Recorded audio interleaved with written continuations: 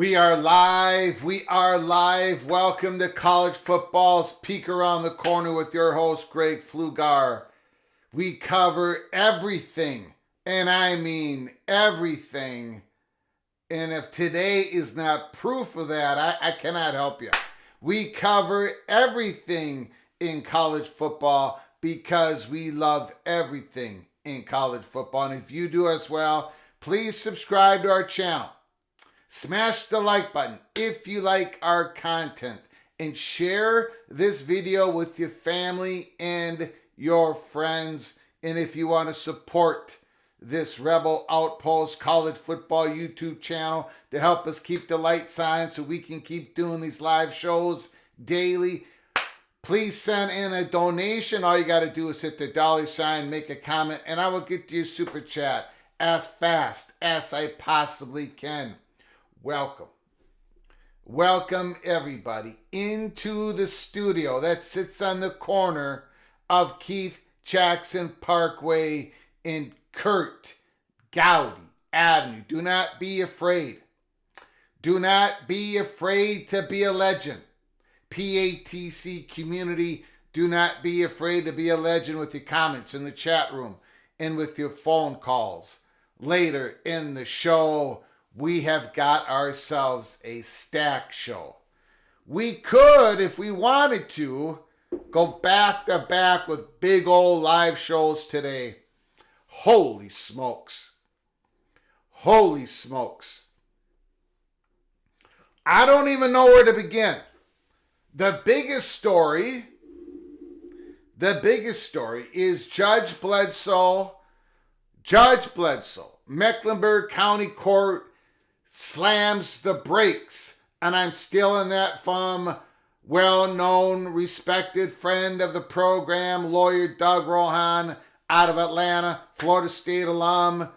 I stolen that phrase from one of his tweets today as the title of the show. I hope he doesn't mind. If he sues me, I'm in a lot of trouble because obviously I am not a lawyer.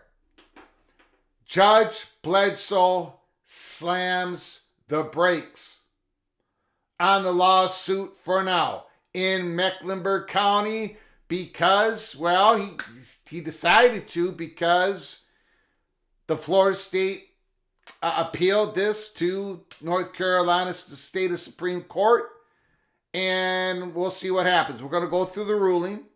We're going to go through a little bit of the great Matt Baker's published article this morning talking about it in the Tampa Bay Times. So that's the big story. But we're not going to lead off with the big story. We got John Wilner, Mercury News, late last night. It happened. Calimony happened. The tax on UCLA is maximum. $10 million for the next 6 years. I've got something to say about that. I told everybody, I warned everybody last night that I was going to be coming in hot for the PATC breakfast show this morning. We were going to have this live show early this morning, but I got a feeling I knew some stuff was percolating, so I decided to hold back. One of the things that was percolating was Conference USA expansion. Now, if you have been a member of this show, and why aren't you a member of this show if you're not a member of this show? That's my first question. In an early peak Cloak and Dagger episode on April 15th, we exclusively reported to you, the PATC community, that Conference USA expansion to 12 teams was going to happen between one of two candidates, Tarleton State or Missouri State, and we reported to you all it was going to happen in the next 6 weeks. It happened on the 6th week or the 5th week, whatever you want to call it. So we're going to go through that. Missouri State.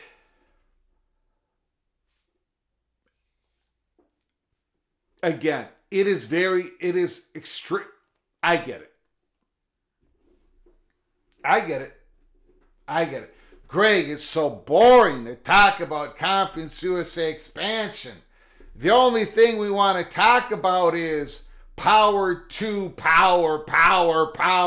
The breakaway, power two. If you're not talking about that, it's boring. Who cares that you nailed the Conference USA expansion? Who cares about Conference USA? Well, if that's what you are believing, thinking, then this ain't the right show for you because we cover everything in college football. We worked on that Conference USA story. We delivered it to you. The implications. It is an extremely interesting story. Maybe it's part of the look. I'm from Minnesota, born in Minnesota, lived my whole life in Minnesota. I'm in Minnesota. I'm the fat guy from Minnesota. What happens in the Missouri Valley Conference in football? When you've got Missouri, you can feel something's different in the air here. I've already gotten 2 phone calls on this. When you've got Missouri State, we reported to you all on April 15th. I actually took the members only episode and published it live. It's the only membership episode that we've done this. Go to my Twitter account, my X account at Flug Empire. You're going to see you can go on to the episode without becoming a member. If you were a member, you got this information on April 15th. But if you're sitting back here, Missouri State, who, as we reported to you on April 15th, has been knocking on the door to Conference USA for years. Missouri State, who, let's be honest, they haven't been competitive with North Dakota State. Lately, they haven't been competitive to South Dakota State. As we have reported to you all, North Dakota State and South Dakota State, if they wanted to, they could be members of Conference USA. They could be members of the MAC Conference. But they've always been looking for more. If they're going to jump in FBS, they want to jump in at a more elevated position, the highest ground possible. That means the Mountain West or the AAC. Now, we know what's going on in the Mountain West. The possibilities of what's going to happen in the Mountain West. So, again, keep your head on a swivel. We're going to report to you once we firm things up. It's very interesting up here in the upper Midwest. North Dakota State and South Dakota State's brand value, it's much higher than Missouri State. And Missouri State made the move. They're going to pay $5 million for the privilege and honor to get into the FBS, the football bowl division. Very, very interesting. So we've got a lot to get to. We're first going to start out with the Calimony because I've got something to say. I've got something to say on that. Let me thank everybody who's come on in at the beginning of our show. Kerry Goldnose, Early Peak member, Don Scruggs, Mr. Georgia Bulldog, Caleb Ramirez, Coy is in the house. Penn State Charlie Atwood is in the house. Thomas is here. Chief Fan is here. Sheep and Wolves Clothing is live. Mr. Terrapin JD Turtle is in the house. Randy Taylor, Moth Prof, Droid 132, F. Andrew Creel is in the house. Big Ears is in the house. K. Nick Boardman, Thomas, David Hackett, Cloak and Dagger, keep your head on a swivel. The USC Fighting Trojan, the Grateful Trojan is in the house. Shane Becknell is here. Tumasta, Preston from Greensboro, Expedition Greg, Kyle Visser is in the house. Favraj is here. No air drums. It is an air drum show. It is an air drum show, but I've been scrambling all morning. I was still doing stuff when the drums were playing, so I couldn't quite get to it. Buckshot Kid, good morning, Greg. Good morning to you, Buckshot Kid. Mike Williams, this should be a good one. Yes, it will be. Thomas, the Bama alumnus, is here. Thomas, Roll Tide. Nick Kelso is in the house. Tracy, FSU. Tornado damage in Tallahassee this morning. The campus is closed. It's a mess. It took our circus. My prayers to everybody in Tallahassee, loved ones affected, everybody affected by the tornado, the damage and all that stuff, the stress, just the stress of it. Even if I lived through a tornado. Myself and my wife lived through the Rogers Minnesota tornado. We got hit. You can Google that, Rogers, Minnesota. We got hit on that tornado. It was I got interviewed by the Minneapolis Star and Tribune. It was dark out. Of course, all the electricity was out. You walk out of your house, everything is all over the place, on the yards, on the street. Our roof got hit, but luckily everything else stayed. Walked around the corner of the house, and suddenly this beat up, long, I don't know what type of car it was, but it was red, I think. Dark red. Comes driving up along. The lady gets out of the car, runs to me. She's got a notebook in her hand with a pen. Were you here? Do you live here? What's your name? I'm from Minneapolis Star and Tribune, and I gave my information. She goes, what did you notice? And I said, I went up to the upstairs, went to the bathroom, flushed the toilet. The water went down, but it wasn't coming back up. So I walked out of the bedroom and I said, Maria, my wife, what is going on with this toilet? And suddenly we hear this choo-choo train coming over the top of the house.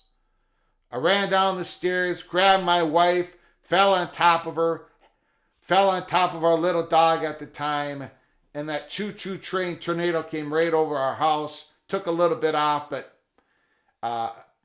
unfortunately, 2 blocks kitty corner from us, a young girl was killed in that same Rogers, Minnesota tornado. Just the stress of living through that type of damage, and it's tough. So all my prayers go to Tallahassee. But anyways, the Minneapolis Tribune put down Greg Flugar. The tornado sounded like it was a choo-choo train. Of course, everybody says that. It happens to be real. That's what it sounds like. It sounds like a train coming down the tracks right after you. It's scary. We'll never forget it. So anyway, prayers out to Tallahassee. Brian Wade is in the house. Deadeye is here. AMAC is in the house. Shane Bucknell, Gene Calderon, Kenneth Maynard. Anyone thinks the ACC saga is wrapping up quickly is kidding themselves. The only way I see it wrapping up quickly is if ESPN gets involved and says, we're going to decline the option of distribution. That scenario would wrap this up pretty quickly. But I don't see another scenario other than that one. Daniel Montcastle, Mr. Hoosier, is in the house. Boom, humble, bumble, duck is in the house. Holy smokes. What a lovely way to start the day on the West Coast with some PATC. John Grove is very happy for Missouri State. Jeff Morgan, Mr. Mountaineer, is in the house. Scoops Mafia is here. Mike Vernon, he's in the house. Northern Hole. Perry Bryan, PATC on top of it. Thank you so very much. Jen Knoll, 2023. Hey, beautiful morning for the ACC losers. Wow. Jen always comes in hot. Her first step is a very quick step. Jen has a very quick first step off the line of scrimmage. So if you're a left tackle, you got to get back. You got to get back quick. And you better get some help from your H-back because you got to chip Jen. You got to chip her at the line of scrimmage. You got to play clutch and grab, or Jen Knoll is going to get to your quarterback. Immaculate is in the house. I don't know. We're a little crazy this morning. Daniel is in the house. Me versus Echo Chamber is here. Mr. Hurricane is in the house. Jim Reese, Rock and Rant. Holy smokes. Everybody's here. O.T. Hicks Sr. If I was UCLA, I would definitely block Cal from entering the Big Ten. Okay, let's just get to it. Everybody, thank you so much. I appreciate you coming on in.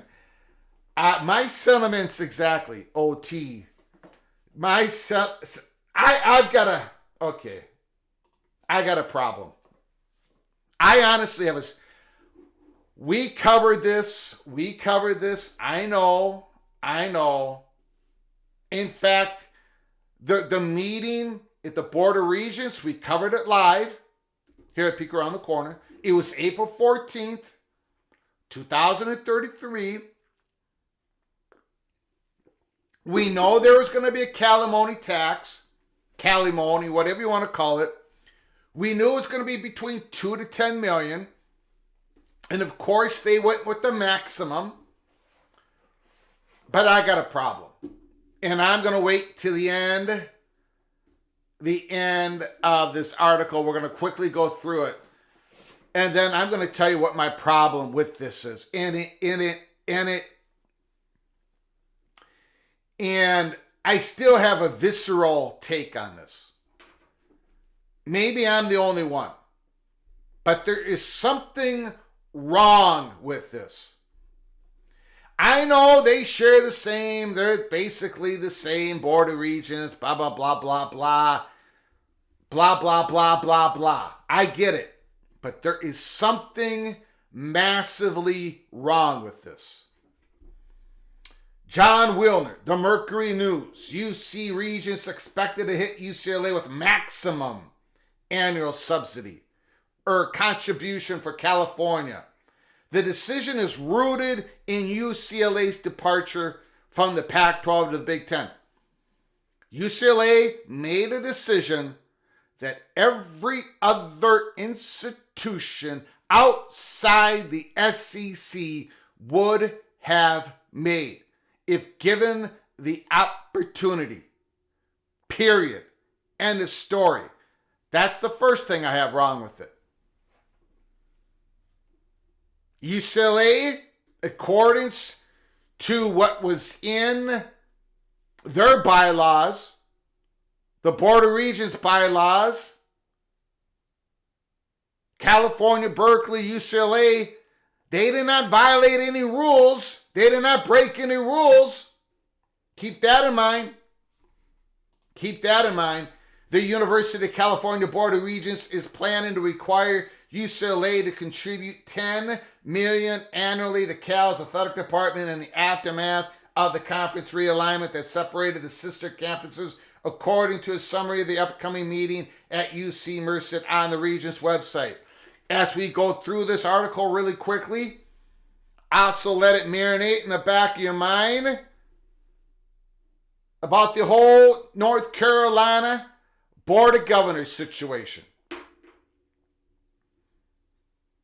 About, 6 weeks ago, 2 months ago, here at Peek Around the Corner, we finally put the odds up on any given Saturday sports book here in the heart of Heisman City among the PATC community, and the board reads the chalk for the SEC. For the new members, when it comes to the next realignment wave, North Carolina, Virginia, Clemson, and North Carolina State. As we reported, we believe if SEC goes to 20, Kansas is going to be in play. Not imminent, not guaranteed, but Kansas will be in play. But they're going to need North Carolina to be able to separate themselves from North Carolina State, as we reported on the live show 2 days ago. As we go through this article, think about the impact, the potential impact. Remember, in the state of North Carolina, they're being proactive on this. They're being proactive. UNC Chapel Hill does not have the power of conference affiliation decisions, for litigations, for settlement. It all goes through the Board of Governors. So if North Carolina, either they take in North Carolina State with them, or North Carolina State is going to get a different spot in the Power 2 than opposite of North Carolina, or they're going to have their Carolina Moni. I don't know. What's the right way to say it? We'll figure it out. It's not like North Carolina is going to be able to get scot-free. North Carolina Tar Heels, if they win the ACC implodes, and it will, they're not going to get off scot-free. There's no chance of that. There's none. Unless North Carolina State comes with them or North Carolina State gets a safe haven in the Power 2. The state of North Carolina has been proactive. California, Berkeley was not. And look what they did. And I'm not done with that. I'm not done with that point. This is, back to the article, this is the maximum amount agreed upon by the regents in late 2022. I warned you, this show is absolutely stacked. That is the maximum amount agreed upon by the regents in late 2022 after UCLA's announced departure to the Big Ten placed the Pac-12's future and Cal's athletic revenue at risk. Since then, Cal's situation has become more fraught. The Pac-12's collapse in August 2023 forced the Bears and Stanford to join the ACC later this year with partial share of the conference revenue. Wait, hold on.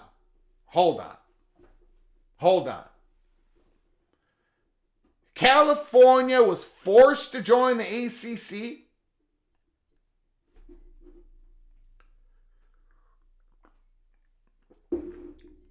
You mean California made the decision that is best for them at the time, and they believe it was to join the ACC. And yet California Berkeley's Board of Regents, and yet the California Board of Regents, their main sticking point to UCLA leaving was, look at all that travel. Look at all that travel for you student athletes. Look how much time you're going to be spending on an airplane. How can you possibly get your studies done? This is their punishment, UCLA's punishment. $10 million for the next 6 years, and I'm not done with that point. Who says it's only going to be 6 years? What? This new tax of $10 million that's suddenly going to go away after 6 years? Why? Why is everybody so certain that that tax is going to go away for 6 years? Because this change happened. All of this happened. This Calimony tax, all of it happened after UCLA made the decision to join the Big Ten. They signed on the dotted line. Now, they're not part of the Big Ten's grant of rights until July 1st, 2024, or August 2nd, whatever. August 2nd, 2024. But the UCLA would have had to pay the penalty if California Berkeley's Board of Regents blocked UCLA from joining the Big Ten, because that was in that little contract with the Big Ten. My point is, what makes everybody certain that California Berkeley won't extend it? Because they made this ruling out of whole cloth. This is, what's that legal term? Expo facto, post expo, whatever. Whatever that term is. California just made this up. This was not in their bylaws. This was not in their statutes. This was not part of anything. UCLA had the ability to make this decision when they made this decision. This is the problem I got with it. Carolina, they're doing it all. They're doing this before. Now it's going to cause a whole lot of issues. It's going to cause a whole lot of issues, but the Board of Governors is looking after the 17 public universities in the state of North Carolina. In fact, I'm going to skip the rest of this. I'm going to skip most of this article. You guys know what it's all about. This is my tweet of this morning. Even though we knew it was coming, it's still difficult to comprehend. And then John Williams says, Greg's sentiment is 100% understandable, but keep in mind that the regents don't view Westwood and Berkeley as separate entities. Instead, they are two arms of a single university. They even say the university as an umbrella term for the 10 campuses. And I answered, very true. But I also wanted to say this. One arm of that campus, one arm smacked the other arm big time. And for why again? I don't understand the why. UCLA broke no bylaws. They did what was best for what they thought was for the athletic department. The Board of Regents did not have it written anywhere that they made conference affiliation decisions. They even admitted it during the April 14th meeting. They threw up their hands and said, we got to let UCLA go because, And now they're penalizing UCLA because they themselves didn't have the rules in the bylaws, that they were the ones that make the decision. And then Brian Murphy, piggyback on John Wilner's tweet, Brian Murphy, WRAL, and said, in North Carolina, lawmakers gave sports gambling revenue to all UNC system schools except North Carolina State. They introduced legislation to mandate UNC and North Carolina State play each other. And ECU, Appalachian, Charlotte, and system leadership gave itself power to veto conference moves. Brian Murphy is absolutely correct. He's done an incredible job reporting this. We've done live shows, videos, episodes. We have gone over all this. Absolutely true. But then I tweeted out to both Brian Murphy and John Wilner, there is a big, big, big difference. North Carolina, the state of North Carolina, are doing this proactively, not afterwards, before. California, Berkeley is doing this, everything after the fact. And that burns me. That burns me to the core. And again, I will get back to this. In that article of John Wilner, it talks about how this is going to be basically UCLA giving California, Berkeley, $60 million. $10 million for 6 years. And my comment to that is, how do you know? How does anybody know? Who says it's going to end? It says in the articles, and supposedly it said in the meeting minutes. It said in the meeting minutes that it's only going to happen through this media rights, the next 6 years of media rights. The next Big Ten media deal, supposedly UCLA won't have to pay this Calimony tax back to California, Berkeley. Who can trust that? Why couldn't they change that? They changed this. Why not do $20 million next time? Because UCLA is going to make a whole lot more in the next media rights deal. Who says it ain't going to be $20 million? Yeah, and there's been comments on X and everything. Well, maybe California should become a part of the Big Ten, and then, the Calimony tax won't have to be paid. And come on. California ain't going to become a member of the Big Ten.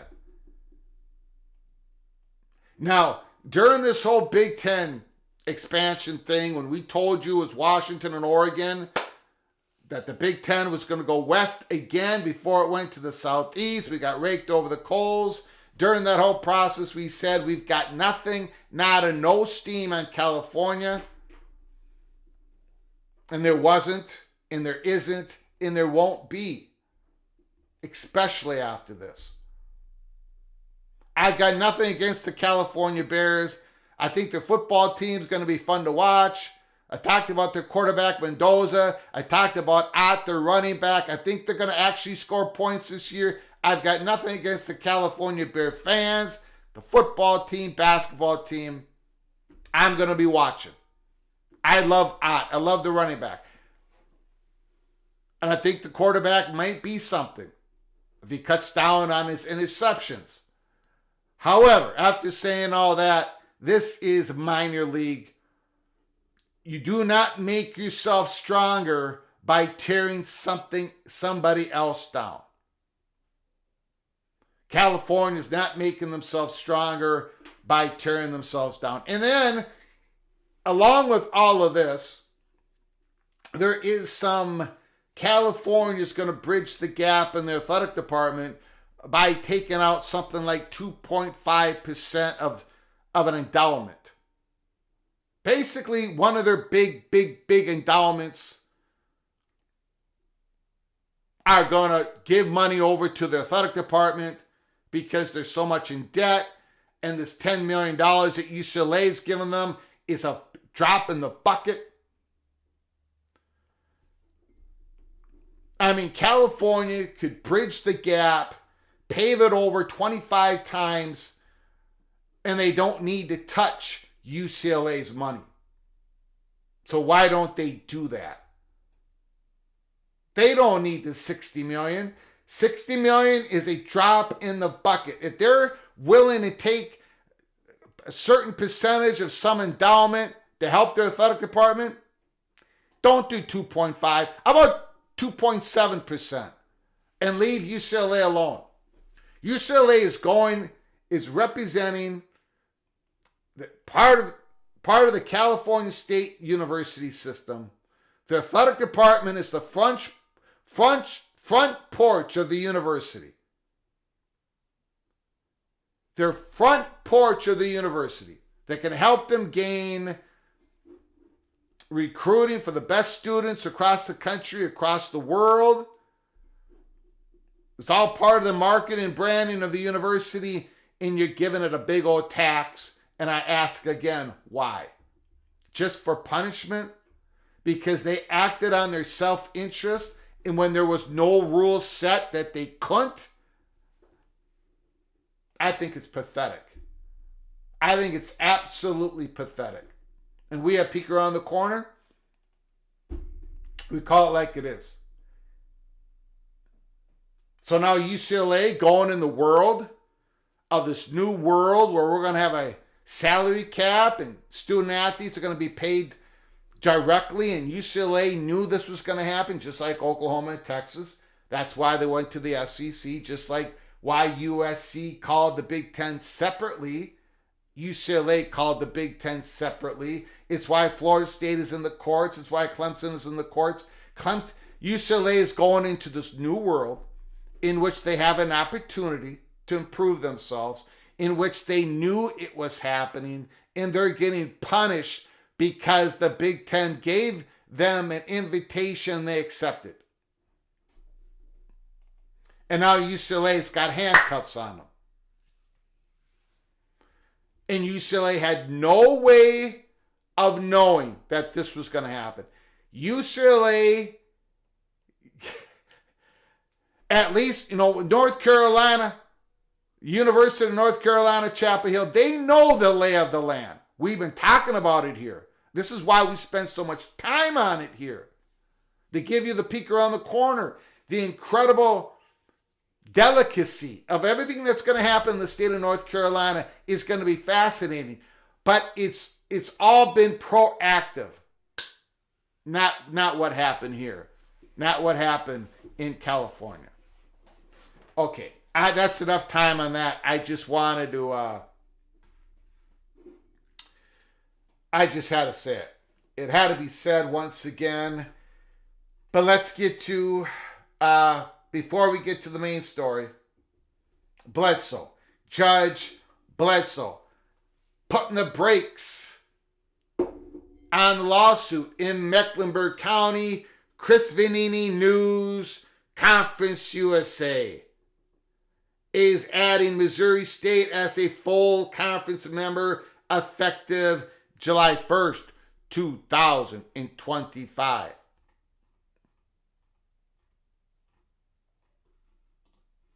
And right here, as we mentioned earlier, Missouri State being added, the 12th member of Conference USA, Kennesaw State being added this year, the Delaware Fighting Blue Hens being added next year, 2025, and so will Missouri State.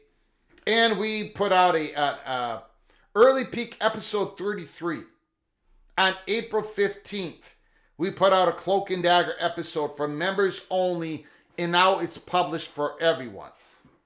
And this is the episode where we said it's between Missouri State and Tarleton State, and it's going to happen in 6 weeks, within the next 6 weeks.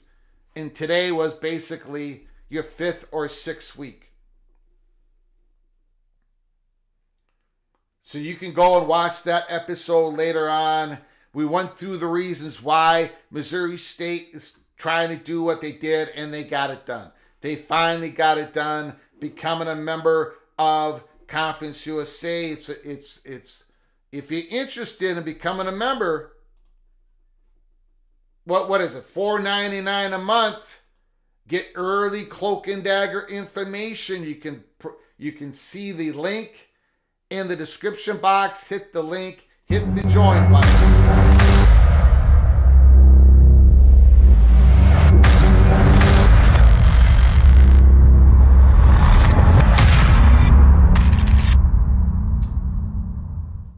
But, keep your head on a swivel when it comes about South Dakota, North Dakota State.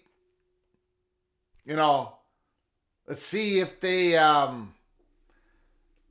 they start getting into some serious talks. And if something comes across my desk with our poking and prodding, we will report it to you as quick as possible. Okay.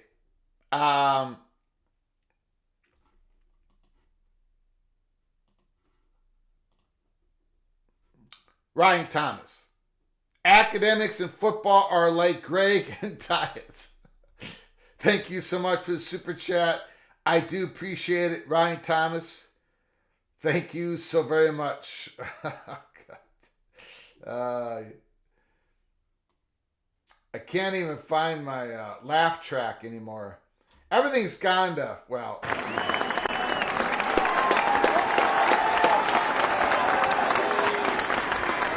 That's a good one, Ryan. Thank you so much. In our web, Greg, don't forget Cal's internal AAD ineptitude. Thank you for the super chat, our web as well. And I completely forgot, coming out of that April 14th meeting, one of the board members went to the reporters and said, yeah, you know what, California, we're in the talks with the Big Ten. Remember when he said that in public? California, Stanford, Washington, and Oregon, take all 4 of us. We're putting pressure on the Big Ten. Remember when he said all that? So it was okay for California to try to get to the Big Ten, but it wasn't okay for UCLA. It just burns me to the quick on that. It's absolutely ridiculous. Okay, Judge Bledsoe. Big news. Huge. Massive.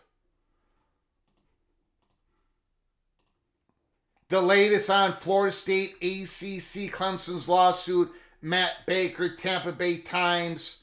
Proceedings in the ACC's case against Florida State has been paused in one North Carolina court pending the Supreme Court ruling. The state of North Carolina Supreme Court.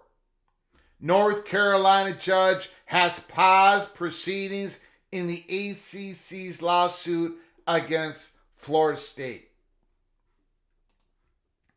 Judge Lewis A. Bledsoe III granted the stay because Florida State is appealing the conference's complaint to the North Carolina Supreme Court.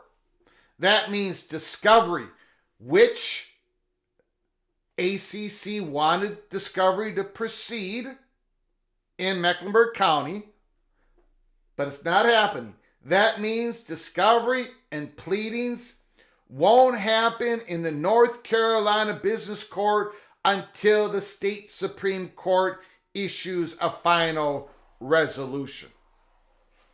The ACC wanted discovery, the production of relevant documents to continue in North Carolina during the appeal because discovery is likely to take place in Leon County too, where Florida State separately sued the ACC. Florida State wanted everything to be paused during the appeals process. Specifically, Florida State wants the court to revisit its claim of sovereign immunity, which could prevent a North Carolina court from hearing a case involving a Florida State entity. Well, I got a couple questions.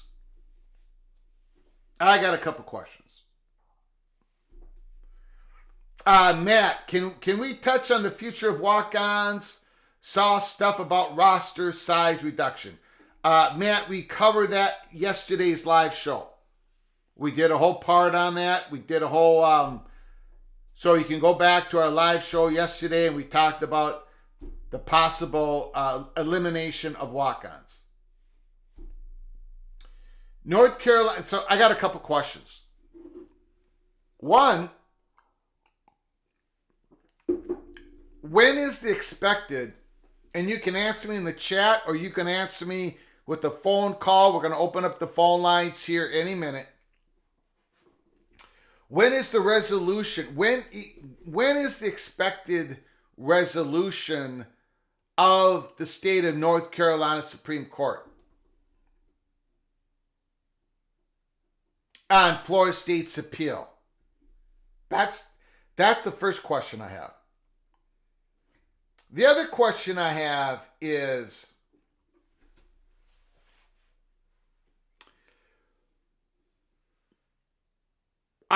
should we be expecting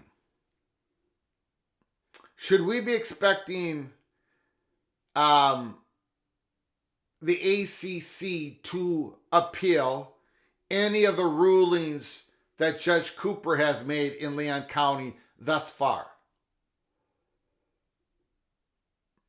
Because, this is a bad day for the ACC because things are getting delayed in Mecklenburg County.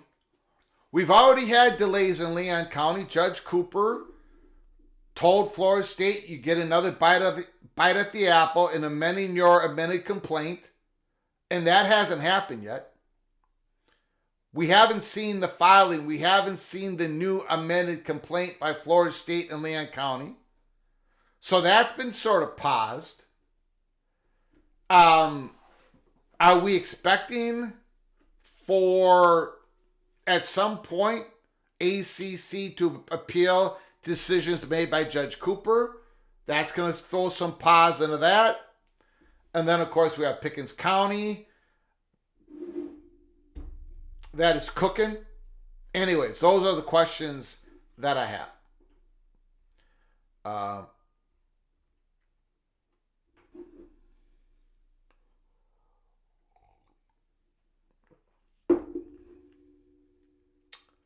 We're going to open up the phone lines. Phone lines are open.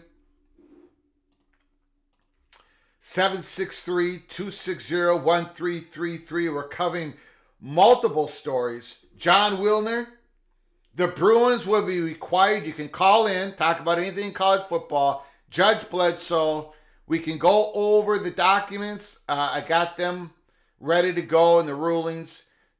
John Wilner, the Bruins will be required to support Cal through 2029 and 30. Well, what's stopping them from putting the Calimony tax on after 2030? I don't think anything's stopping them. Call from BJ. BJ, the floor is yours. Good morning, Greg. And once again, thanks for having me on. You got it. So this morning, I just want to comment on the Florida State ACC lawsuit in North Carolina. Yep, I just posted that on the screen for everybody, just so you can read it while we're talking about it. Go ahead, sir. So I would preface it by saying, you kind of know my stance on my views on the case. Yep.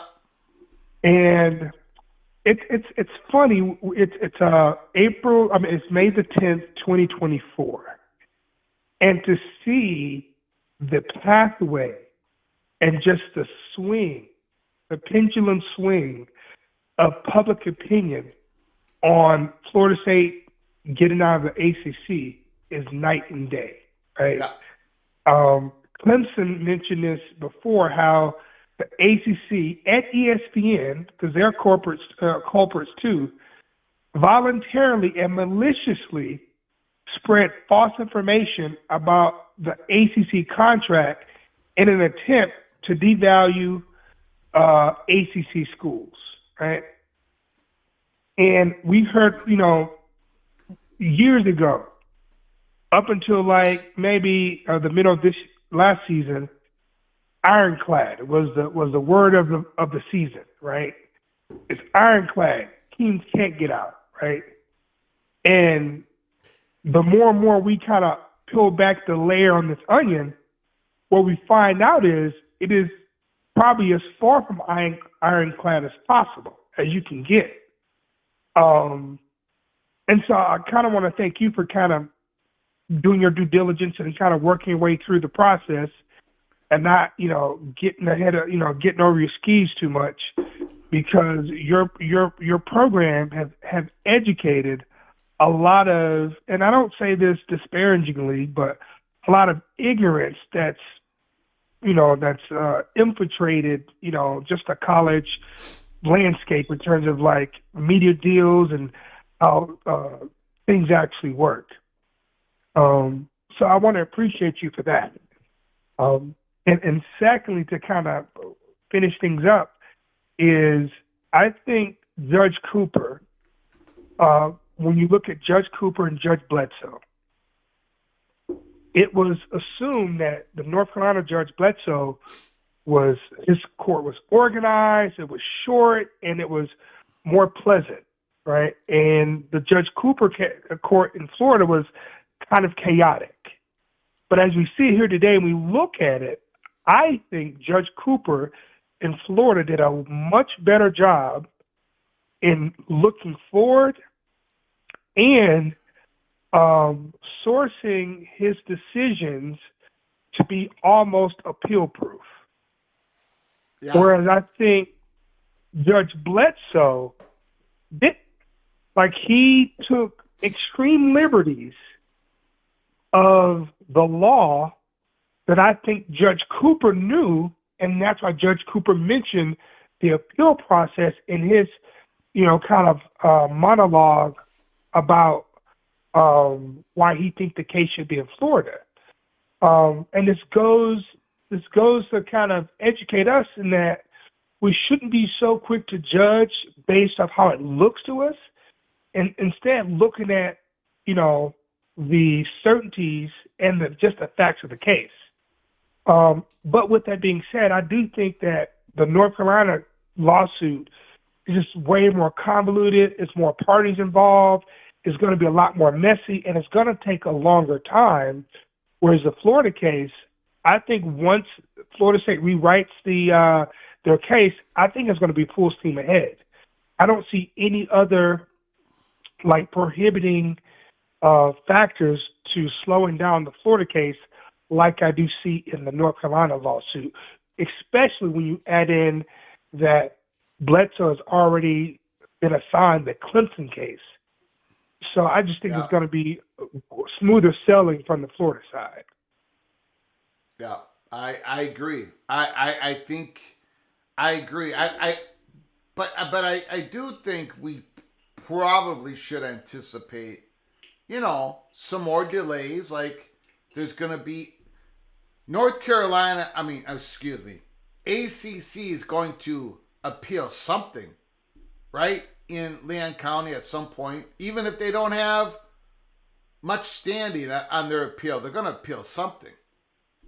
I do think they're going to appeal, but here's the thing, Greg. The way Florida State has handled this, outside of the lawyers kind of writing this case to be a federal case instead of a state case, and I think Judge Cooper knew that. He said, "You know what? I want to make sure this is appeal proof, so I need you to clearly state what the offense is. I'm going to rule in your favor anyway, but I just need." That's how I took it. I'm going to rule in your favor. I just need you to write it correctly, so when it is appealed, it'll be swatted, right? So that piece from the judge, I think, was a clear indication that he ruled from that point of view. Yeah. And then you look at the state AG. The state AG has made it her business to put her nose in it, rightfully or wrongfully. And once the state AG gets involved, you better believe that the process is going to be expedited. So I think even if or when the ACC appeals, I think we should see a fairly quick answer to that appeal. From those two standpoints, I think the appeal process will be very short in comparison to the North Carolina, because the North Carolina lawsuit is not a state entity. The AG hasn't gotten involved. And I think the reason the AG hasn't gotten involved because there's still a cloud lingering over whether North Carolina is going to file suit or not. Right? So, in my opinion, ACC is a nonprofit organization. I don't think that is going to expedite the appeal process in North Carolina. I could be wrong, but I don't think it'll have the backing of a Florida State public institution with the AG support backing it. Got it. Does that make sense? Yep. Sure does. But appreciate it, Greg, as always. Thank you for having me on. Thanks for the call. Call again, sir.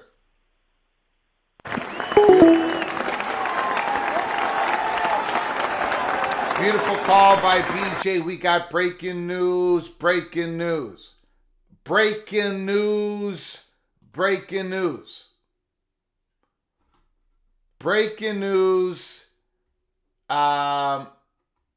Boy, I wish I had a better.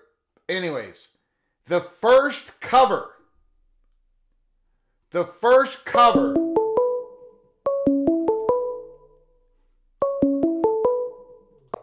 Call from Immaculate. We got breaking news on EA Sports. Drops its first cover. We're going to take a look at it here. I heard you say breaking news multiple times. I thought you were saying for me to call in. Got it. Deluxe edition. EA Sports College Football 25. There it is.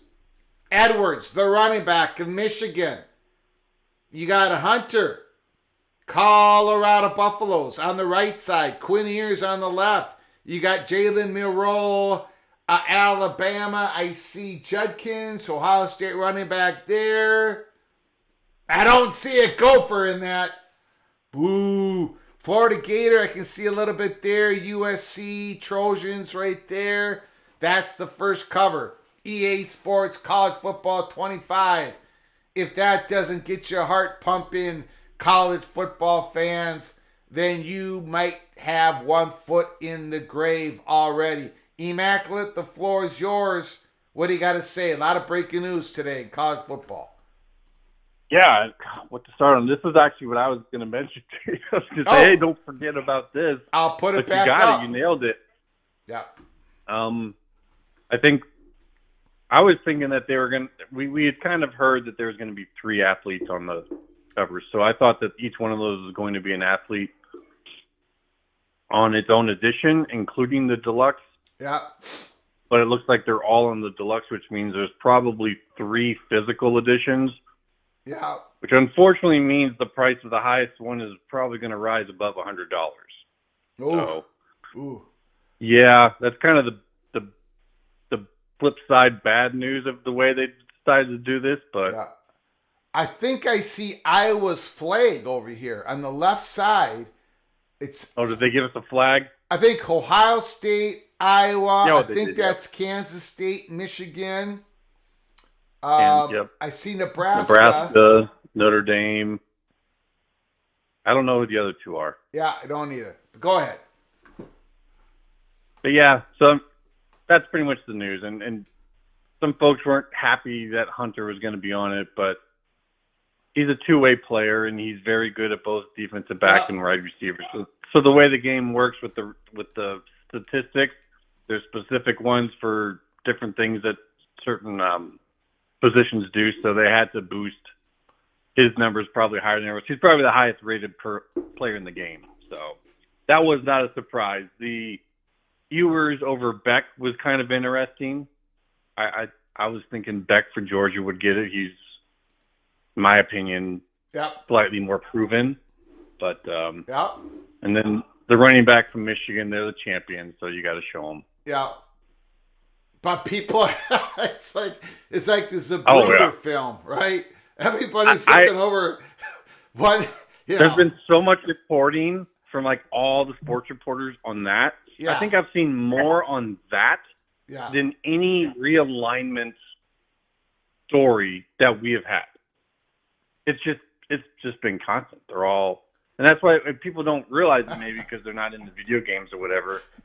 But this game coming back is a huge part of the culture of college football. So Justin Spiro, I apologize if I don't get his name right. He's in Michigan State. He has a radio program. I don't know if it's on YouTube or not, but everyone is so salty in college football. He puts out Donovan Edwards had an incredible year and is worthy of this honor. Okay, and then I'm sure there's comments afterwards. And then he's got, of course, he's saying that he doesn't really believe that. He puts out 4 tweets from last year. Why the hell aren't we giving Blake Corum the ball? Donovan Edwards is terrible this year. Curtis, Donovan Edwards has to be the most disappointing play in college football this season. Another Michigan guy. I'm so over Donovan Edwards. I know he had massive plays in 21, 22, but he's legitimately bad this year. Almost 0 yardage after contact.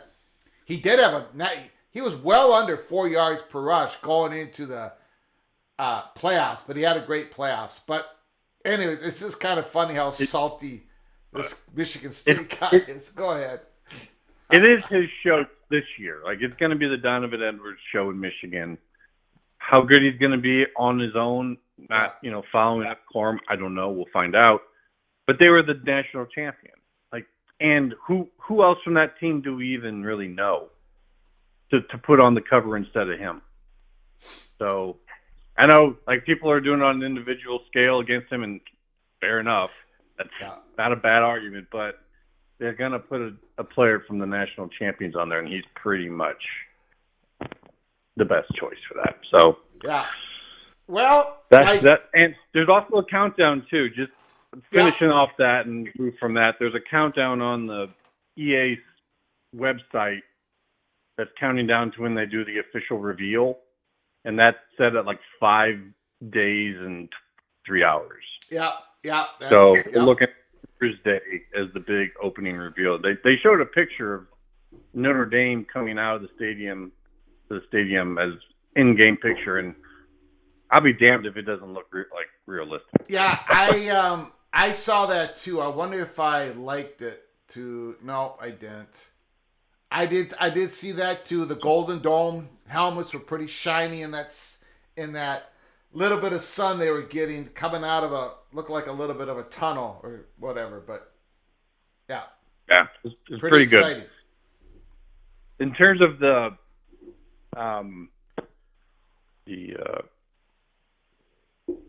whole situation going on with the G5 though now we've got an FCS school coming up. Maybe we kind of thought that maybe that was over, right? With all the lawsuits and the extra costs and what did whether we it's think going to be was over? Well, I thought maybe we might not see anyone else wanting to come up anytime soon. Well, we reported at Peek Around the Corner on April 15th that Missouri State was one of the two candidates, and it was going to happen within the next 6 weeks. Episode 33. No, we got the word on that could happen, and I put it out on my Twitter account. If you, I opened it up for everybody to watch. But yeah, we put it out there on April 15th. Next 6 weeks, Missouri State or Tarleton State was going to be the next U.S. So, go ahead. The information was out there for some people. And just for some clarification here, like, is this a move that's replacing in Kusa, or is this Kusa increasing? Because I was thinking that it was replacing a departure, but maybe it's not. No, it's increasing. It's not replacing a departure. Although, okay, because I was thinking UMass, but then someone's saying that UMass was independent. I'm like, oh shit, maybe they were. No. UMass went to the MAC. UMass was independent, went to the MAC. Conference USA is adding. They added Kennesaw State this year, fighting Blue Hands of Delaware next year, and also next year now Missouri State. This is not a replacement. Now just there is a school that has flirted that may leave Conference USA, Western Kentucky at some point. Yeah. So got to keep an eye on that. If that happens, that leaves Missouri State on an island. Which is, if Western Kentucky leaves, then there actually isn't a Coosa State that touches Missouri anymore. If you're looking at contiguity of conference, not that it really matters. Yeah. It's just kind of an interesting thing that they join, and then if Western Kentucky does leave, it's like, well, now what do you do, Missouri State? Yeah. So, anyways, in terms of the lawsuit stuff, final thing, and I'm going to get off here, but it just kind of feels like, I've been mentioning, saying, like they're just buying time. And now with the North Carolina situation being on pause, doesn't it just feel more like, okay, yeah, we're definitely destined for settlement? I mean, this is just, Justin said it well in a tweet, and we were talking that with a novel case like this, no one's going to be really pushing forward quickly, and that's exactly what this feels like at this point in time. Like, it's almost just let it run its course for a little bit, because now this has to go to the Supreme Court. Yep. The situation in Florida got held up, and the situation in South Carolina, they are not putting that on a fast track. Yeah. They are not fast tracking that in South Carolina. So the whole situation is almost getting pretty tough to follow. Yep. Would you agree? Yep. It's going to be a grind. There is no magic potion, no magic bullet to this. It's going to be a grind. And I think there's mainly one big thing that can get ACC to negotiation table anytime soon is the ESPN decision, on if they're going to decline or extend their contract with the ACC. I think that's the only wild card in all of this. I think everything else is going to be a grind and see who gets the better position for leverage, and then I think settlement will follow after that. But I think it's all going to take a while. I have another theory on that. Yep. Because I think what you're presenting is a catch-22. It's like, yes, if ESPN was to do that, that would help figure this out. But I don't think ESPN will do that until they know who's going to be there, because they're not going to want to renegotiate with the ACC when they're at their high, and then all of a sudden they lose some of these schools, and you've done a deal with them based upon the value prior to the departures. For me, I've really turned away from the whole ACC court case situation just because it's just kind of buying time. Mm-hmm. For me, the real situation coming out that's going to cause some movement potentially are these NLRB decisions. Mm-hmm. Because that's gonna tell some of these private schools which direction they have to go in. Yeah. And once that happens, I think that's, just look at the ACC. I think that's going to be a decider. So we'll see. One other thing, the other big wild card. There's actually two. The other big wild card is Judge Cooper and his, I believe, his very pro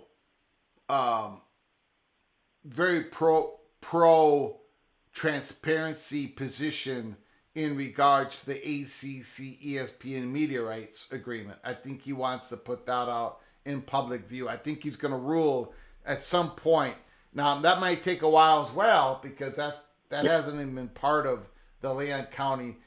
There's, they haven't argued it. It's not part of what's been going on thus far. But I think that's another wild card to it. I do want to answer the question about, the Calimony tax is now official, $10 million for the next 6 years. Looking ahead to the Board of Governors in North Carolina, man, oh man. I don't see how this at least somewhat psychologically affects, especially what we've been hearing, the frustration out of there. UNC Chapel Hill, the Tar Heels, right? They're, North Carolina State's position is strengthened. Yeah. So, what are your thoughts on all that? If you have, I don't know if they're looking at like the same type of way that they would go about doing things. This whole $2 to $10 million thing came out of the California system very soon after the UCLA announcement. So that wasn't new. Or we kind of saw that coming. I don't know if this is how North Carolina Board of Governors would approach this. They have said that any realignment moves have to go through them, and they'd have to look at the bottom line of it, basically.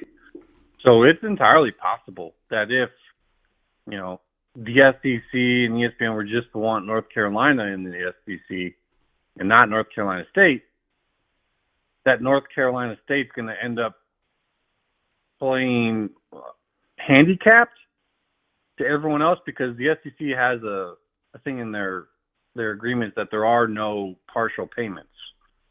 So there's no one else that would come in with a partial payment that would be kind of in the same situation. So North Carolina would not be in a good situation. They'd be basically playing in the SEC, getting paid less than everyone else in the SEC.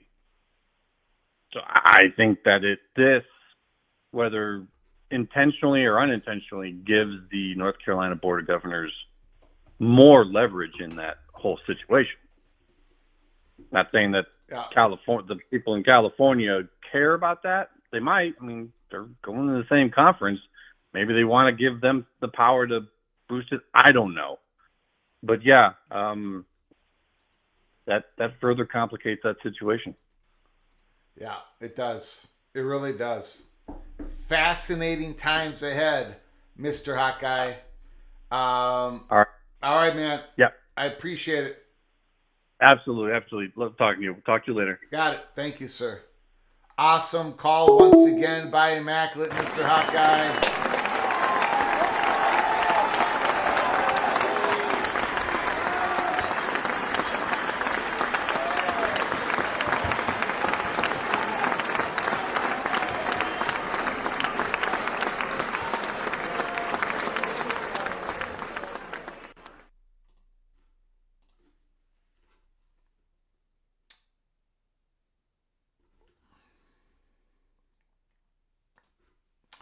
Great for Trojan. Did you hear Greg say that the Big Ten would have taken Stanford and Notre Dame before Oregon and Washington? Yeah, we said that in the Los Angeles Times article when we were interviewed.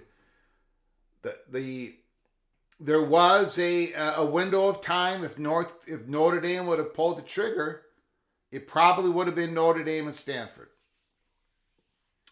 But quickly after that, Notre Dame said nope, and then it went to Oregon and Washington. And when we started the show on August 20th, 2022, it was Oregon and Washington, Oregon and Washington, Oregon and Washington.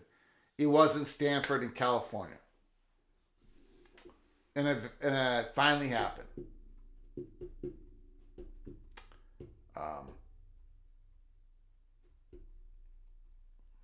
Phone lines open, 763-260-1333. And again, just want to show the Heisman odds. I showed this up a little bit the other live show. Carson Beck, Georgia Bulldogs. They didn't have Georgia Bulldogs on that first cover. Holy smokes. Quinn Ewers, he's right there on the cover. Dylan Gabriel is third. Jalen Milroe is fourth in the Heisman odds. This is DraftKings. Will Howard, the transfer quarterback, coming in from Washington, the Buckeyes quarterback, he's fifth in the Heisman odds. Jackson Dart, which is a sneaky proposition for Ole Miss, number 6. Garrett Nussmeier, how could he be number 7? LSU fans keep telling me I'm sleeping on Garrett Nussmeier. Well, I think I'm going to sleep some more. There's no way I'm going to take Nussmeier to win the Heisman at plus 2,000. I don't think that's good value at all. Nico, and there's no way I'm taking the Tennessee first year as a true starter for the Volunteers. Got a whole lot of ability. But this year, Heisman candidate, Cam Ward plus 2,500 Miami, maybe. Avery Johnson plus 3,000. Could throw a little bit of scratch at Avery Johnson. Jackson Arnold plus 3,000. I don't think so. I think that offensive line, I think Jackson Arnold is going to struggle a little bit this year. Riley Leonard, no, would not take him. I like him. I like him a lot. Coming off another surgery on the ankle, plus 3,000. I don't think so. DJ Ungale, good quarterback. I don't think he's at the level of being a true Heisman candidate. Let's see if he proves me wrong. Noah Fafita. Now that's an interesting one. Will Arizona win enough football games? Can they win enough football games? Brett Brennan, the new head coach. I don't think so. I don't think Fafita is going to be a Heisman candidate. Cam Rising, plus 3,500. Brady Cook. That's where I'm putting a little bit of scratch on. Brady Cook, plus 3,500. That is a great value play. Jalen Daniels, can't stay healthy enough for me to put a little bit of money on Jalen Daniels. Shedeur Sanders, I'm going to pass on that. Connor Weigman, going to pass on that because Texas A&M's wide receiver room is very unproven. So Brady Cook, plus 3,500. Carson Beck, 900. Jackson Dart, plus 1,800. Those are the three plays, in my opinion. Brady Cook, Jackson Dart, Carson Beck. You let me know what is a good value play you think that is listed, or somebody that's not on the board, somebody off the board. Let me know what you're thinking. We're still a few months away from a true Heisman watch, but just a little peek around the corner. a little peek around the corner. Garrett Green, Daniel, it doesn't matter who's on that list. Garrett Green is going to win it. Like I said, I think it was yesterday or the day before, Garrett Green, if he can, he's got to get that completion percentage up. I don't know what, he's got to complete what? 58%, 60% of his passes. And then West Virginia is a threat to win the Big 12. The passing game is a little bit skittish. Garrett Green makes a lot of first down with his legs. He can, for not a very big guy, he can throw that ball downfield. He's got a decent long ball, but he needs to be more consistent. He gets a lot of balls batted down. Call from JD. JD, Mr. Seminole is on the line. Can you hold on one moment, please? Yes, sir. I do appreciate it. Everybody in the chat watching this program, if you're new to the program or if you're new to the channel or if you haven't done so yet, please hit the subscribe button and open up your notifications. Turn those notifications on because we can come on live at any time. And please smash the like button if you are enjoying our content. JD, the floor is yours. How you doing, sir? Doing good. That's good. I want to piggyback part of our conversation from yesterday, and I don't know if you remember it or not, and it was for the reasons the ACC would want to keep the contract out of the public view.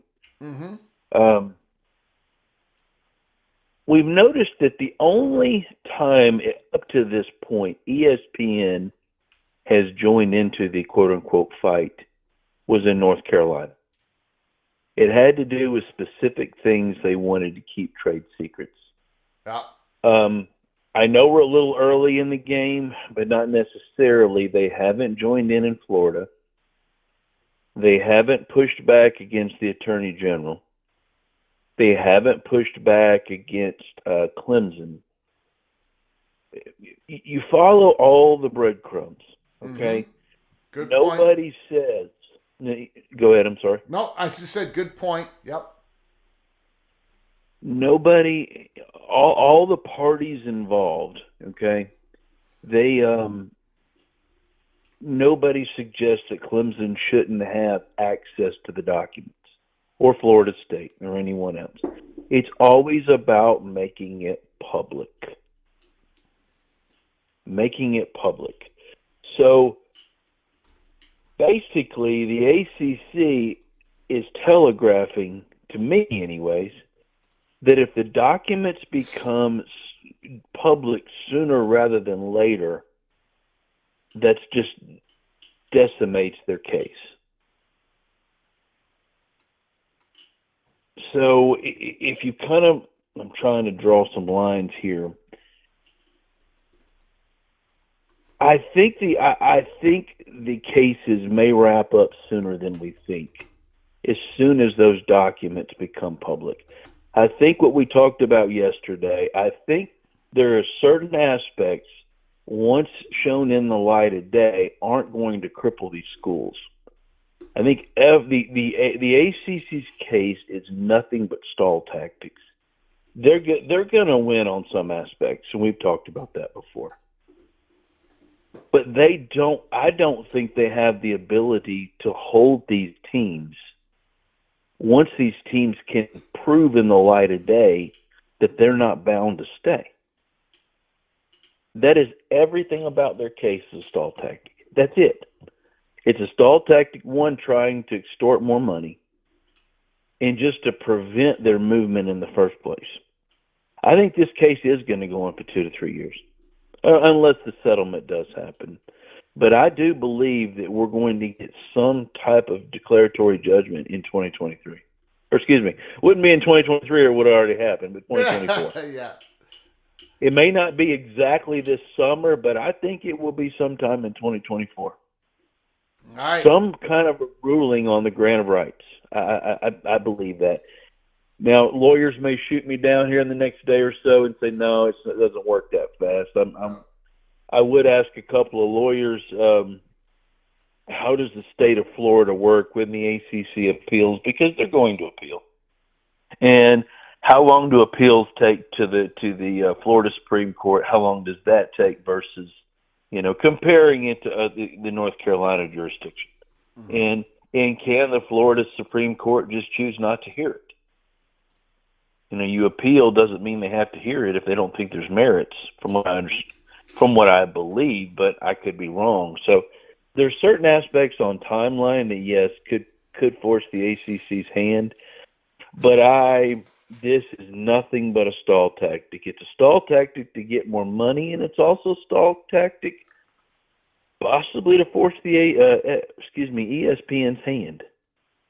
And in ways, I've got several different ideas floating around in my mind, but it's a little hard for me to verbalize at the moment. But I feel like I'm just getting a better grasp of this whole thing. That I don't think the ACC believes they'll win. I don't believe that they think they're going to win. I think they're going to win on several points, but they're not going to win on the most important part. They're not going to be able to retain the rights of these universities once they leave. I don't believe that anymore. Yeah. I mean, maybe the ACC feels that maybe they feel that they have a decent chance of gaining a better leverage as time goes on in these court cases. I don't know if that's going to happen or not. I do,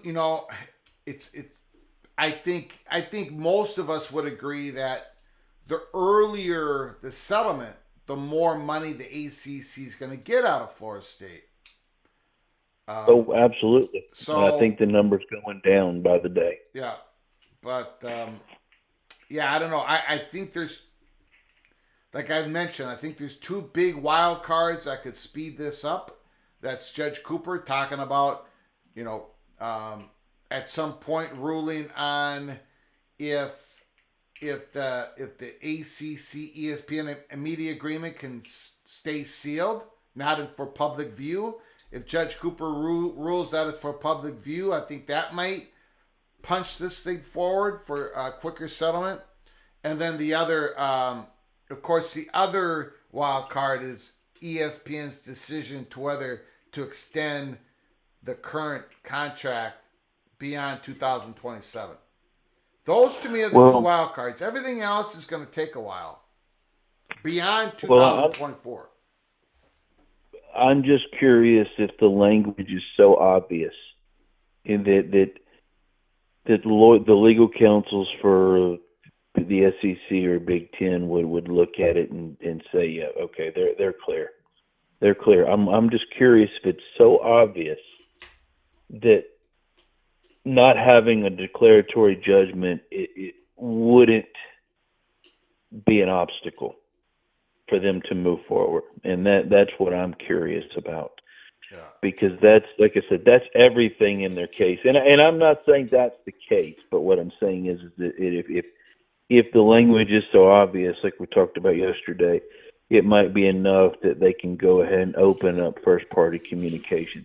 I mean, I know the SEC won't have a problem with it. I can't speak for the Big Ten. I mean, Greg Sankey's on multiple interviews talked about, he said members of and he alluded to ACC and Big 12 reaching out to him personally on the phone. I mean, he talked about that on TV interviews. No, and he talked schools reach out to conferences all the time. Sure. Yeah, go ahead. No, I was just going to say, don't think that I believe there's a contract sitting on a table. No, I don't believe all that.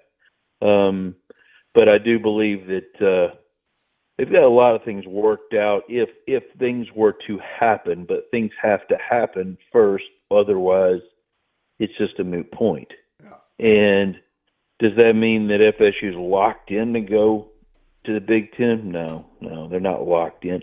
Like you say, it's the chalk, but but there's a lot of moving pieces. But I really think that I don't know with there's several other hurdles, or let me just say potential roadblocks that could potentially be thrown in FSU's way, that even if this isn't worked out in the court, I'm still leaning, and it's better than 50%, that you're going to hear something this summer, maybe some type of an exit notice or something. Because it's just I'm seeing too many things that could get thrown in their way that could cost them significantly more money if they just wait and wait and wait. We assume it goes down, but what if the ACC comes up with some sweetheart deal for the Carolina schools to keep them in? What if they are able to throw a significant – what if they do unequal revenue sharing in the conference just to keep their other brands other than Clemson and Florida State in the conference, and then ESPN decide, ESPN is clear they want to cover that so that Clemson and North Carolina and a few others are making a premium by staying. And what if the states of North Carolina – help subsidize the difference?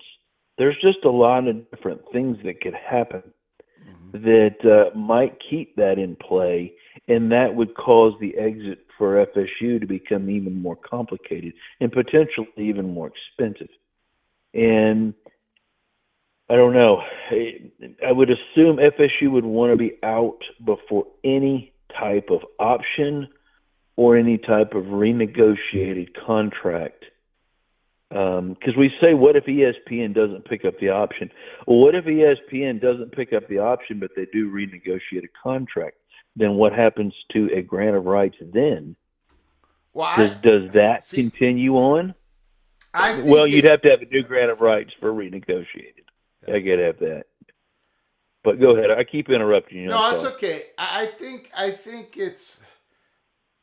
we're making this ESPN picking up the option or not a little bit too complicated. They're either going to pick up the option or they're not. Sure. If they pick up the option, there is no renegotiation. They're just going to continue on the same deal. It's not, it isn't like they're going to say, yeah, we're going to continue. Oh, wait a second, we got to renegotiate. No, they're going to continue. If this picking up the option or not is on this current contract that runs to 2036. So if they drop it, if they drop the content, if let's say let's pretend it's January 20th, 2025. A couple weeks before the deadline. ESPN comes out and says, we are declining.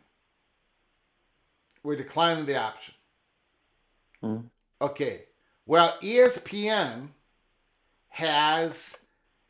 will continue to distribute ACC's content into 2027.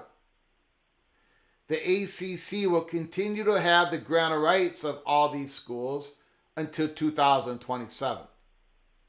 Now, correct. The ACC starts negotiating, probably maybe with that decline, there probably won't be an exclusive window. I'm guessing on that. Maybe there is, maybe there isn't. But now they're shopping for their next media deal. And it probably will get to the situation that Florida State and Clemson, North Carolina, possibly a couple other schools won't be signing that next grant of rights. That won't be signing the next media rights deal or the grant of rights deal that coincides with each other for beyond 2027. But a lot of schools will say yes, and whoever that media partner is going to have to go in there with a couple levels, different levels of like, depending on what school's there, right? That's how much they're going to be willing to pay. And I think that's how it's going to go. I don't think there's going to be any renegotiation. Like, either ESPN declines what they've got going now, or they're going to say, "No, we're done until 2027. We're going to go on Well, until they'll have 2027. they'll That's have it." the option. They'll have the option to extend, because those that have inside knowledge suggest that ESPN has multiple look-ins to this contract, or multiple options to extend. So I don't believe that the contract automatically, if it was extended, would go all the way to 2036. Okay. I'm going to suggest there's different look-in periods, because the same people suggesting that knew about the 2021 look-in. But I don't know. I mean, you know, it might be that Jim Phillips or members of the ACC allow ESPN an extra 2 to 3 year extension to give them a little more time, just if it looks like it could financially benefit ESPN and the ACC. And I'm getting really far into the weeds here. And I'm gonna get us even more deeper in the weeds. What's going on? What's going on with ESPN willing to either decline that contract or extend it? That's not a look-in. I don't know what I understand. A look-in is when both parties are looking in to see if it's best for them, if they can renegotiate.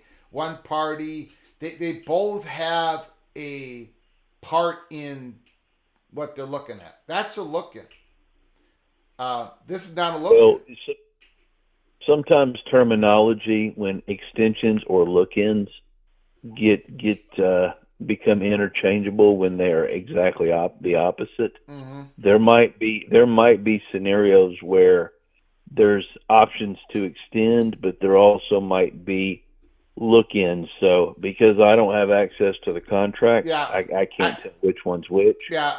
And I also might be misstating which one was actually. Anyway, go ahead. I'm sorry. No, well, no, and of course I don't have access to any of it all. But what I'm going back to is what was said on. And you know what? And I should go. Maybe I'll do an episode on it. That's a good idea. I'm going back to the verbiage that Peter Collins used on December 22nd. In the board of trustees at Florida State, where they said that ESPN could pull the rug out from under us and just decline, and bam, they're gone after 2027. So I'm going to bring that back up. Look at that. I'm going to go look that up and see what I can find. That's what I'm going. And they definitely, the Florida State Board of Trustees definitely did not say, yeah, at this time we negotiate. This is a look-in. We can talk to them. They talk to us. No, it's more like, yeah, they can just walk away. But I'll take another look at what exactly the Board of Trustees said on December 22nd. But go ahead, sir. No, sir. Well, sometimes when I use the word look-in, like I said, people that had the knowledge that there was a 2021 option to extend also suggested that the ACC back then at that point had suggested that they were expected that they were going to get a bump by ESPN, and it turns out that was not the case. ESPN had other plans. I think that'll come. I think that'll become a little clearer down the road. That's what they suggest caused the ACC to reach out and create the alliance with the Big Ten and the Pac-12 to try to mitigate any potential catastrophic changes in college football that might affect them. Of course, it didn't work because the Big Ten was already talking with what was it? Yeah, Big Ten was already talking with USC or UCLA, or it happened shortly after that, and you just can't not enter into those negotiations. But there's been times where I don't know, people that, like I said, have knowledge of that agreement, knowledge of certain aspects of it, suggest there's more than just the composition clause and pro rata clause in those contracts. There's ways for ESPN to get out of it. There's ways for them to bump the pay or decline the options. There's just a lot of things that I'm sure ESPN wouldn't want others to know. But as you suggest, when Peter Collins says ESPN could end this now, and they hold all the cards to this. Mm-hmm. And I don't know. I feel like I'm missing something. I feel like we're all missing something in my analytical mind, and I'm rambling and I'm fixing to get off here. My analytical mind just won't let it go. I guess I'm just way too invested as a football fan. Yeah. I'm ready for our part of realignment to be done, and that way I can just be the casual observer. Yeah. Yeah.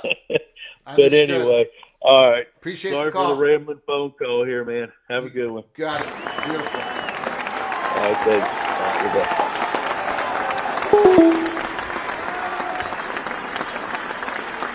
Great call. Immaculate. If they were planning to pick up the option as it is, they could have already done so. Absolutely. So yes, I'm sorry, Greg, but it definitely appears for now that ESPN isn't going to pick up the option if any major programs leave. Call from Ryan Thomas. Ryan Thomas, can you hold on 1 second? Sure thing. And I get it. I am part of the minority who believes that ESPN is still probably will extend that contract because they're making money off it. Now, I don't have a good answer on why they haven't said they're going to keep going with it. But then again, they haven't said they declined it either. Now, obviously, if any more,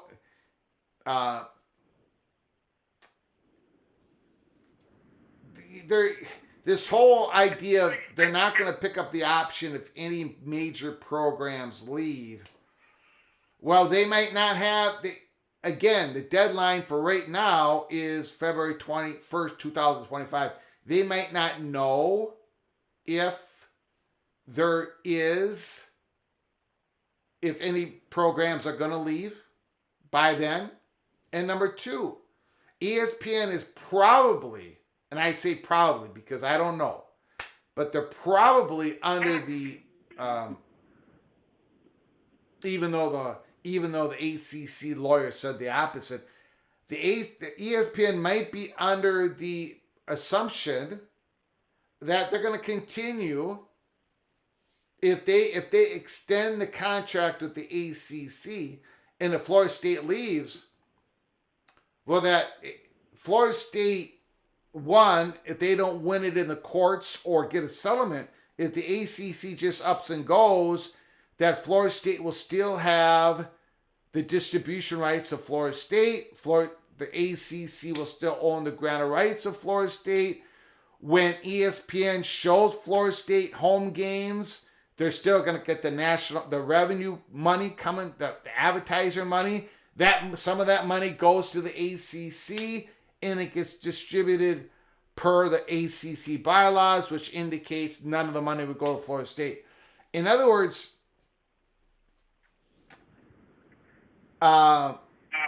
Florida State ESPN. See, I see it both ways. I don't know them not saying it yet here on May 10th if they're going to extend or decline. I don't think it gives us a good indication of what they're going to do. If Florida State knew for sure, if Clemson knew for sure that ESPN was walking away from the ACC and that the Gore was going to end in 2027, I don't think Florida State would be doing what they're doing, and I don't think Clemson would be doing what they're doing. So I don't think I've got a anyone knows simpler for sure. explanation for you, Greg. Ryan Thomas, the floor is yours. The more simple and probable explanation is the following. I know we've been throwing things out left and right. People have to understand this is still a tight media market, Greg, and the fact that Fox, Fox, CBS, and NBC didn't pay full freight for Oregon and Washington should tell you right now that ESPN is not paying for SEC expansion without a significant value-add brand. And I'm going to just put this out there, and I know this is a Taylor Swift song, and I know FSU feels this way about the SEC, but Florida State would be one of those brands that the SEC, in addition to a ninth game, would make money off of expansion. And with that being said, Greg, people need to go back. This situation has one major difference with the Big 12 and one major similarity with the Big 12 situation. The major difference, Greg, is that in the Big 12 situation, never once was it alleged that Craig Bowlesby or the Big 12 did anything underhanded or broke its rules or did anything shady. Never once was that ever accused. Texas and Oklahoma never accused the Big 12 of wrongdoing, breaking its bylaws, lying and being dishonest. Never once was that happen. And Oklahoma and Texas left in the dark and basically did it underhanded. That's a different situation here. This is a different fact pattern because the ACC apparently has there's some serious allegations made on the ACC's conduct, and Florida State and Clemson has been very public and transparent about their attempt to leave. So that's the major difference. The similarity, however, comes down to, I want people to realize, Oklahoma and Texas did not have a single dime withheld from their distributions. Okay? Yeah. The settlement between Oklahoma and ESPN Texas was essentially that $100 million settlement, Greg. If you do all the numbers and add up all the math, and, I've got a spreadsheet where I've looked on this, and I'm not going to take us down that rabbit hole. But essentially, what happened is ESPN and Fox agreed to pay this last year the Big 12 contract as stated. They're supposed to get $250 million this year from both Fox and ESPN. And basically, with the loss of Oklahoma and Texas, both parties probably contractually have the ability to go down there and devalue that contract by 40 to 50%, whatever you want to spend the money. The fact that they're being paid the same and that ESPN is just going to basically recoup that later, the Big 12 had to pay some money back to Fox. Everything gets worked in there. But essentially, ESPN and Fox facilitated this exit for Oklahoma and Texas. To my point about the ACC option, ESPN has not declined nor exercised the option because if there's a chance for ESPN and the SEC to get FSU, that option becomes a bargaining chip because if they renew that option, Greg, okay, and they pay the same money, nobody in the ACC has suffered damages. And for a tort to happen, in order to be able to have a claim, you have to have an element of damages. Okay, hold on. Repeat what you just said. If Florida State, go repeat what you just said. I want to make sure. Go ahead. So, my point is, if Florida State leads and goes to the SEC instead of the Big Ten, ESPN can use that ACC option by exercising it and doing whatever it wants to do, placing people, leftovers in the Big 12 where they make the same amount of money, or agreeing to some sort of deal to pay the remaining ACC schools, however you want to spin this up, if no school ends up, basically only the schools that end up worse off than they would have been are going to collect money. And basically in the Big 12 situation, basically everybody was made whole and everybody walked away. And, skids were greased for the Big 12 to expand, and they got an extended TV deal. I think that was all part of the settlement, an informal part of the settlement, but I think it was all part of that. Now, what I'm saying with FSU is putting them in the SEC, ESPN, if FSU decides to go to the SEC, ESPN can use that option by exercising it. Essentially, the rest of those schools would get the same media money, and they will not have suffered any media revenue damages, which means no tort, no claim, no anything. Okay, well, they would suffer some revenue damage. Well, it would be, but see, the thing is, the problem with that, Greg, is that's based on, it's probably calculated based on college football playoff revenue. No, I'm not even talking about that. I'm not even talking about that. Yeah, but I mean, you're talking about bowl money, tournament. You got the ACC. You got ACC network revenue. You've got schools that have invested millions in building up so they can have the ACC network work. Those are all sunk costs, Greg. It's okay, paid but for. the ACC network revenue is going to shrink, and that was part of the consideration of them signing to extend the grant of rights. That was the consideration. Yeah, but the thing is by exercising that option, Greg, like I said, it's unilateral. They're paying the same amount. What revenue the ACC has comes in really doesn't. I mean, they're getting paid the same for ESPN for the ACC network, and that's where that option comes in. Is it comes in the tool to facilitate getting FSU into the SEC and getting them in cheap. And that's where so I'm just saying that is a plausible opportunity. Okay. Why the ESPN has not done anything with that option is because that option might be a tool that ESPN can use to lure or get FSU into the SEC, keep FSU content, and maximize its value, all while basically finding a way to mitigate what FSU would have to settle or pay to those other schools. Mm-hmm. So, I mean, I just throw that out there as why that possibly. That's a possible reason why they haven't declined or said yes. Why would you? Because why would you forego those options? Because you might as well wait till things materialize. Because if you can use it to your benefit, mm-hmm. But like I said, I mean, in this media market, ESPN the SEC has a pro rata clause with ESPN for P5 ads. Yep. Which means they're on the hook. So ESPN's only going to go along with this if they get the brands they want that are going to make them money in the SEC. Yep. So I will still say this, that ESPN, no matter how fractious the relationship is, ESPN is, I think if they don't get FSU, the max the SEC expands by 2.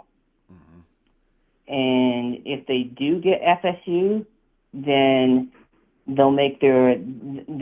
they'll possibly grab 3 schools, and I've given my opinions on that. But like I said, the money has to be there, folks. And there's only 3 brands out there that are net positive revenue. They're FSU, Clemson, and Notre Dame. I don't care how much potential UNC has. I don't care how much potential and what growth markets you have. It's what your valuation is today in today's media market. And if Fox and CBS and NBC wouldn't pay full freight on Oregon, that should tell you where the media market is.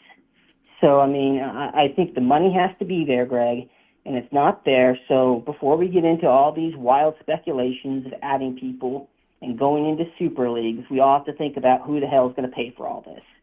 And, I'll go off on a tangent another day because I think I You know, agree. I agree with this Super League stuff. That's just not happening. But yep. yeah, I mean, well, I think it's not happening. If the conferences get the autonomy they want and they get the legislative exemptions that they need Yep. for, Yep. you know, dealing with student athletes Yeah. and all that stuff, Yeah. and Title IX and all that stuff, then it won't happen. Yeah. If they don't get that, I think there's a real possibility to avoid Title IX issues, to deal with NIL issues, to deal with collective bargaining, rules, governance, and all that. If none of this happens, if no action is taken, there is a real risk that football could end up going the club sport route. Does it get there? I don't know. But if it does, that's where the Super League scenario takes care of. But I think all the schools understand the risk of that, which is why they're lobbying hard for, you know, the governance they want and lobbying hard to get the legislative exceptions they want. Because if they don't, that's the only logical route this goes. Yeah. But All anyway, take care, Greg. Thanks, everybody. Beautiful call, Ryan. Thank you for that great call. Call again, sir. Excellent.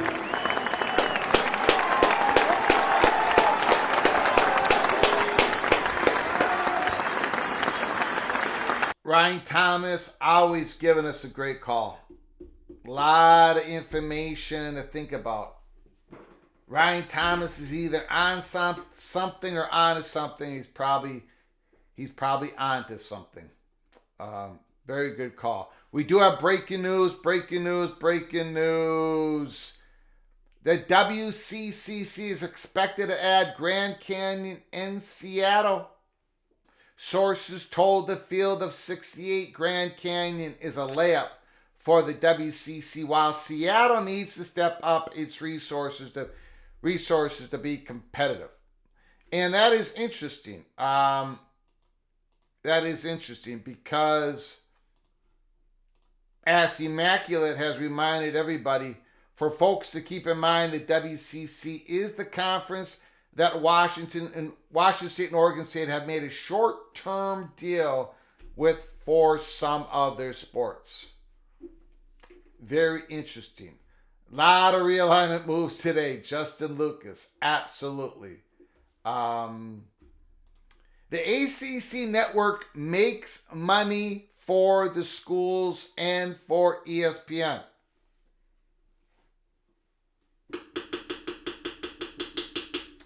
The network does make money. As of right now, it does.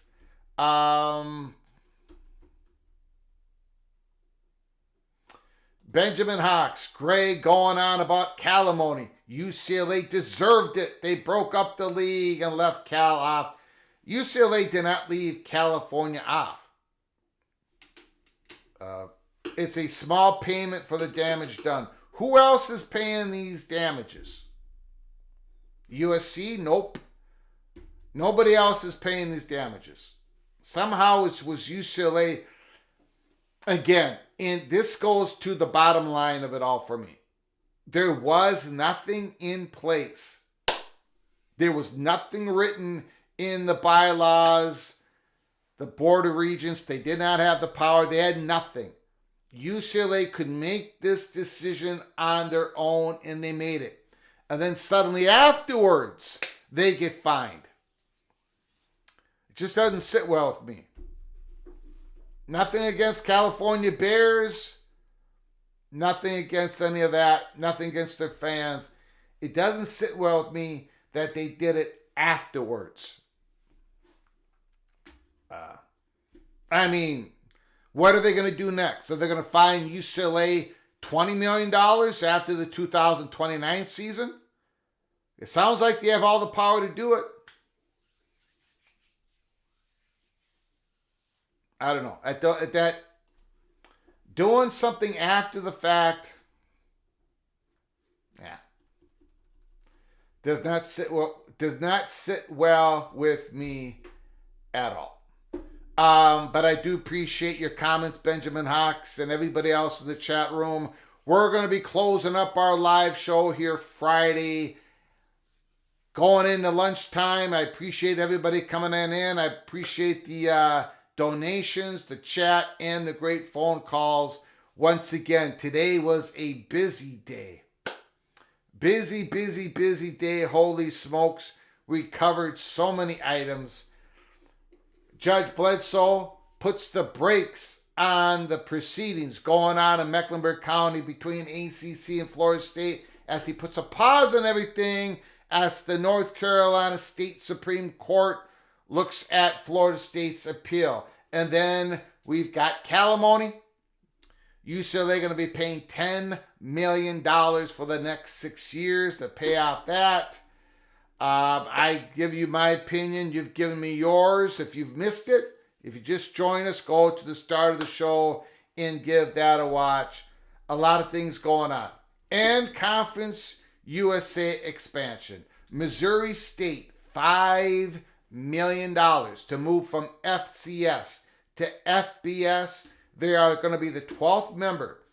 Joining July 1st, 2025, Missouri State's going to be the 12th member of Conference USA. And we talked about it in early peak episode for members only. We gave you the information. April 15th episode. It was going to be either Tarleton State or Missouri State. And it was going to happen in the next 6 weeks. That's exactly what happened. So anyway, it's important to become a member of this channel. You get the early cloak and dagger on everything in college football. I appreciate you all coming in. Thank you so very much. Until next time, which is going to be sometime this weekend.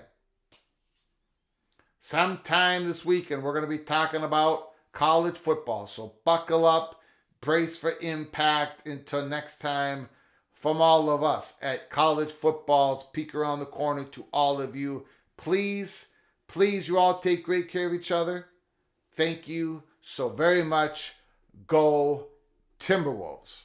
Tonight, Anthony Edwards take down the Nuggets.